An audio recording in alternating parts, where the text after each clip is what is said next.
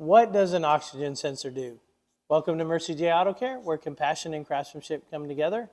I'm Rick Smith, Master Certified Technician.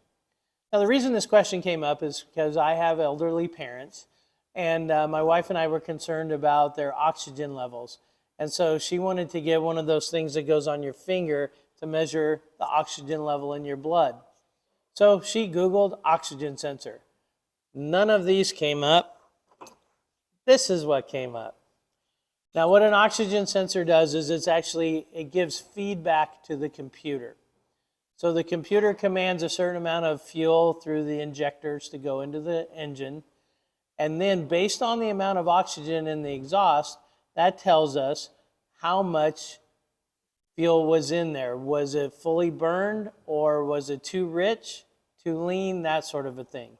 So we have an oxygen sensor to tell the computer, hey, are we running the right amount of fuel through the engine? Now, oxygen sensors can also, some of them are what's called air-fuel ratio sensors.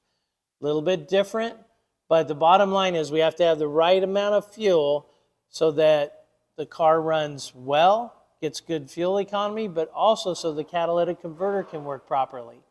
And then we also put an oxygen sensor after the catalytic converter. So we have upstream ones, which are primarily the fuel control sensors, and then we have the downstream ones, which are after the catalytic converter, and they're primarily to tell us what the health of the catalytic converter is.